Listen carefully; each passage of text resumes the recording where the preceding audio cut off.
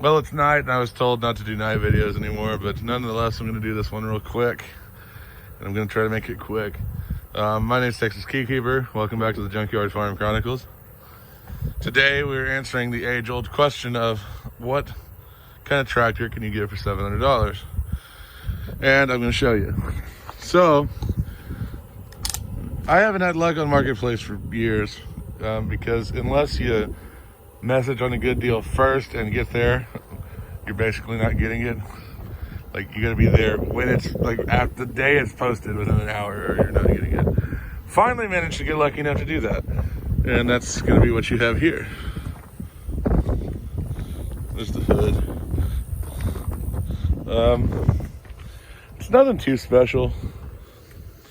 I saw it posted and they wanted 1900 with front weights or 700 without, so I told them to keep the weights because I'd rather just have the tractor, honestly. And I buy weights all the time, a little cheaper than that, so I didn't feel like I was going to be out much. But I just want to do a quick little walk around on it, and we'll have some more videos on it later. Might do a little series with it, because this is really, honestly, a pretty incredibly cheap tractor, even though it does have some problems, and we're going to get into those real fast. So I don't know much about the history of this other than why it was parked. It was from the same areas as my first 1066. My second one was from here. My first one was from up there, and then this one was from kind of the same area. So I don't know if they're relative in serial number or year or anything or not. I'm kind of curious to look, but for the most part, pretty standard red cab 1066. Probably about, I don't know, a 74, 75, if I had to guess. Nothing crazy special about it. And if I butchered those dates, forgive me. I'm having a long night, but standard everything back here. 2 remotes, drawbar's pretty worn. 3 points actually pretty solid, so I guess they didn't do a lot of 3-point work. That side's got some big old huge weights on it. This side has none, but I do have 2 over there, so I could kind of balance that out. No idea why it was weighted on one side. Must have had something big hanging off the right side. Tires are pretty nice. They're not brand new, but they're not very used either. So probably worth what I paid for it. Front end's kind of shot.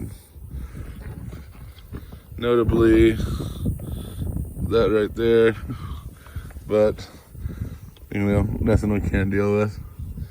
Not the end of the world. Nothing special about the interior. Don't really feel like calling up there.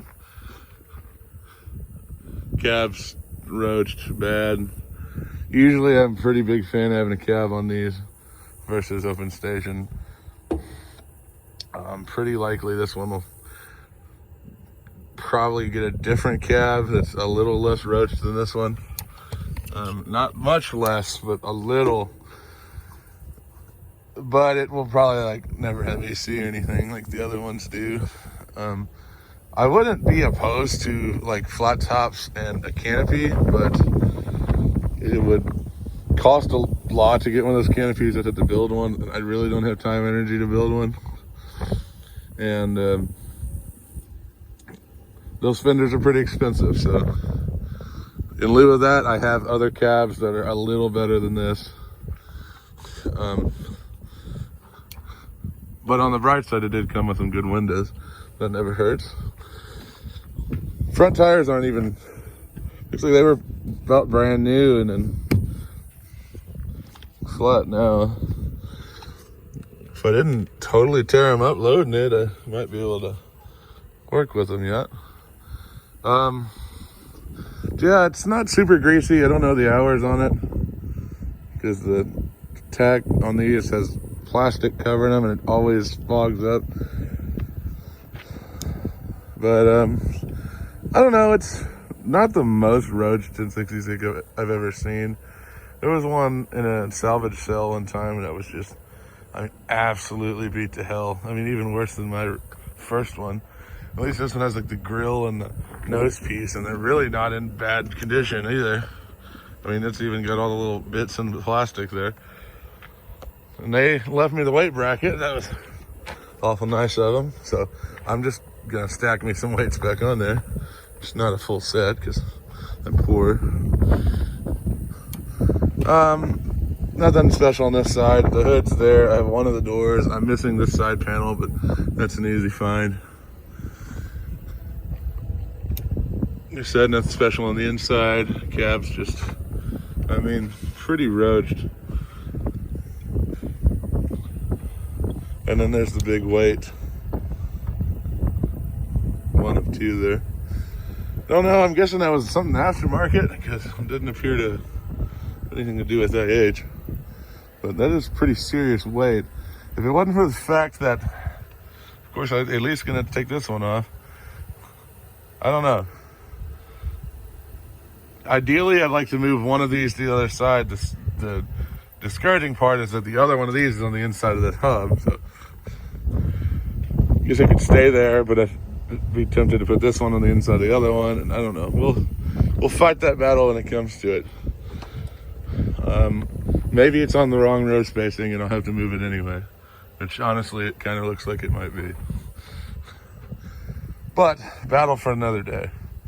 The last point I'll make about it is the engine. So I had a hell of a time trying to winch it on the trailer. It did not want to track right with these front tires being flat.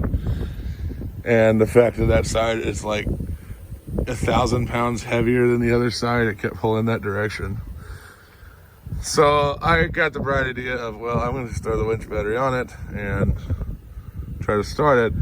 Well, one of the people there told me, he said, so what had happened was whoever had owned this, I guess before them, and you can tell kind of how the engine is not as obvious on this side as it is the other side. So, you can tell how the engine's a little different colored on this side. Yeah, real obvious over here. Apparently, from what it kind of sounded to me, although the fact that it's painted makes it, you know, maybe they did take it out.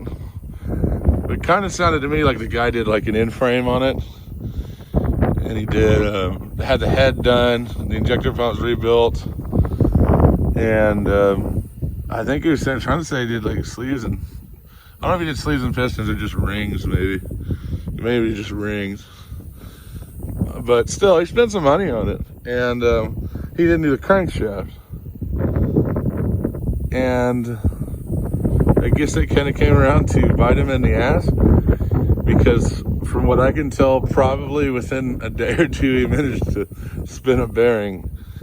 So that's probably the one con to this thing, is like, it has a spun bearing. It runs, but it knocks. Now, on the bright side, everything works. The hydraulics and everything work. It drives, stops, and the brakes work. And basically everything's pretty well good to go on this tractor, besides the fact that it's knocking.